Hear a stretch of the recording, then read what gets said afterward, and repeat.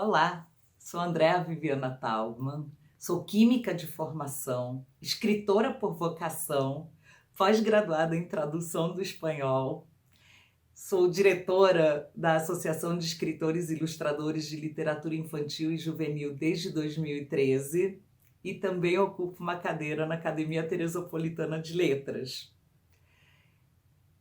Eu vim aqui hoje para conversar sobre literatura infantil como ponte de afeto e proteção.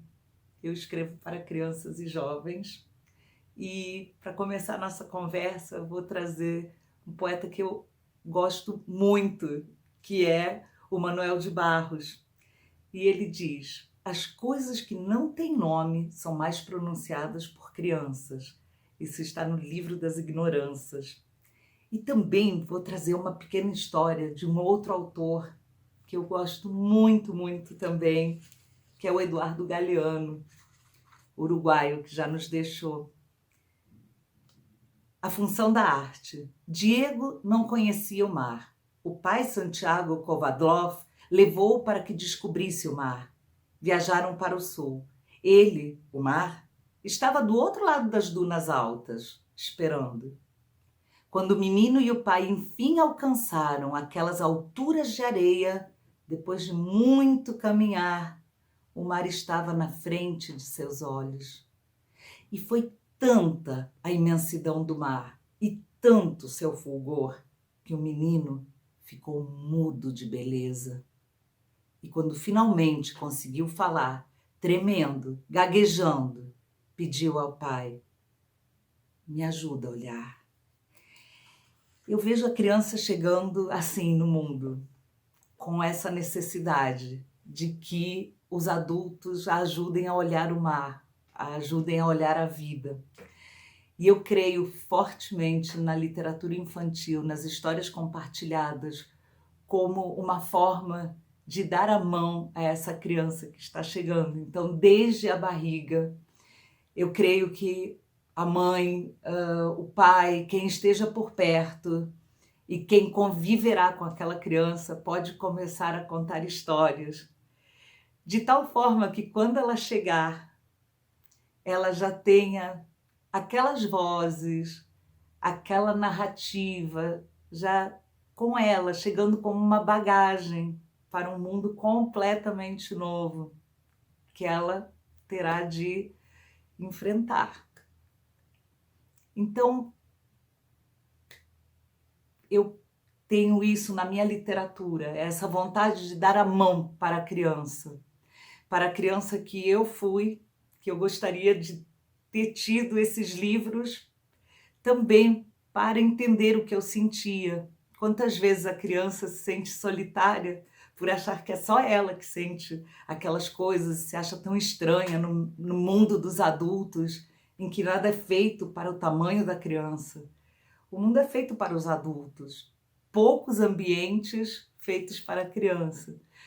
Então eu creio muito na força que a literatura infantil, o compartilhamento das histórias tem para a consolidação de vínculos, o fortalecimento dos vínculos afetivos. Quando nós sentamos com o nosso filho, nossa filha, do lado da caminha, antes da hora de dormir, depois dos rituais, do jantar, do banho noturno, do pijama, que momento precioso é esse de compartilhar histórias, porque é nesse momento que nós temos oportunidade de saber como aquela criança está se sentindo, o que ela pensa. Quando compartilhamos histórias olho no olho, sem telefone interferindo, sem televisão, sem outros ruídos no ambiente. É um momento de grande intimidade, de grandes oportunidades.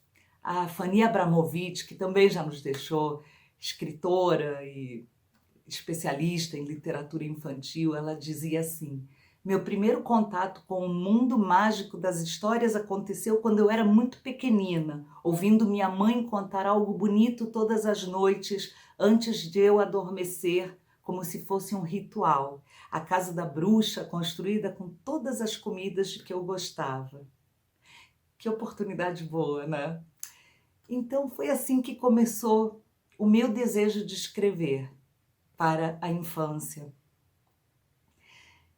Eu penso na literatura infantil como um pé de cabra amoroso que abre as portas da emoção da criança e nos conecta, nos dá essa proximidade, como uma ponte mesmo. Foi assim que eu comecei escrevendo O Menino que Tinha Medo de Errar. Eu escrevi esse livro em 2008, ele foi publicado nas últimas semanas de 2009 e traz Pedro, esse menino aqui, como uma criança que não tem um medo michuruca de saci, homem do saco ou da cuca. Ele tem um medo bem difícil de superar. É o medo de errar. Ele vive com medo de errar. Então ele fica vendo a vida passar pela janela. Quantas crianças têm esse temor, né? Aqui as crianças, os amigos chamam ele para brincar e ele não vai. Ele tem muito medo. Melhor não participar do que ficar parecendo um bobão. E assim ele passa os dias dele sozinho, assistindo televisão. Quando vai para a escola, os números e as letras parecem monstros para ele. Tudo é muito difícil para esse menino. É como ele vê como um bicho-papão essa tarefa de aprender. E uma noite ele sonha com uma fada, que até então era desconhecida, era a fada das crianças que têm medo de errar. E faz um convite, leva Pedro até o reino da perfeição. Lá ele descobre que não mora ninguém, que tudo é igual, todas as flores eram iguais, todas as casas eram iguais, todas as árvores eram iguais, todas as ruas eram iguais, tudo do mesmo tamanho, da mesma cor. Tudo tão perfeito e tão não real, né? Então ele percebe isso e a fada responde com um lindo sorriso: ninguém mora aqui, Pedro. No reino da perfeição não se permite errar. Por acaso você conhece alguém que nunca errou? E ela abraça e diz: Pedro, agora você já sabe que medo de errar é bobagem, não combina com alegria. E assim ele consegue superar, ele tem essa percepção durante o sonho, ele consegue elaborar essa dificuldade e aí tudo muda na vida do Pedro. No final diz: nem preciso dizer que hoje Pedro é um menino muito mais feliz, porque entendeu que nesta vida todo mundo é aprendiz. Nós também somos aprendizes hoje mais do que nunca, neste contexto de pandemia, de um mundo novo que precisamos enfrentar, mas também quando os filhos chegam, também somos aprendizes, eles não vêm com manual de instruções, nós não sabemos quem é essa pessoa que estamos recebendo, então somos aprendizes nessa tarefa. A criança muito nova, ela tem dificuldade para explicar o que sente, o que incomoda, então olha aí a nossa oportunidade. Um livro, ele tem muitas funções. Ele pode ser um berço que aconchega. E essa questão da maternagem, né, de como ser mãe, do que é ser mãe, eu escrevi neste livro aqui, Sonho de Mãe, para apresentar isso para as crianças. Então, era uma vez uma mãe que tinha sonhos de mãe. E mãe sonha mesmo é com o quê? Mãe sonha que embala um bebê. E aqui eu vou contando para a criança como é esse caminhar da mãe, desde o sonho de ter aquele bebê, até o bebê chegando, até o bebê não dormindo, o bebê com todas as especificidades desse momento único da vida, né? Que é a primeiríssima infância, os 1000 primeiros dias, que importantes que eles são. Mãe afaga, beija, segura, troca a fralda da chupeta, cura com pomada assadura, mãe parece borboleta. Mãe dá banho morninho, penteia cabelinho, enxuga dobrinha por dobrinha, dedinho por dedinho. Mãe ferve mamadeira, dorme pouco, tem olheira. Heroína vence o dia, mãe é pura valentia. E aqui o bebê vai crescendo, comendo papinha, papando a sopinha, sujando o babador, cada dia de uma cor. E depois, quando começa a andar, né, mãe nem respira e suspira, correndo atrás de bebê que pega tudo que vê. Mãe bota, bebê tira. E no final, eu termino dizendo que filhos são estrelas em noite enluarada, de sonhos que mãe sonha, dormindo e acordada. Muitas vezes nós, mães, eu sou mãe de 2, já são jovens adultos, mas quando eu escrevi esse livro eu me dei conta que muitas vezes nós, mães, não colocamos esse fazer da mãe para a criança. Então a criança não sabe o que é que a mãe passa. E eu quis contar poeticamente nesse livro.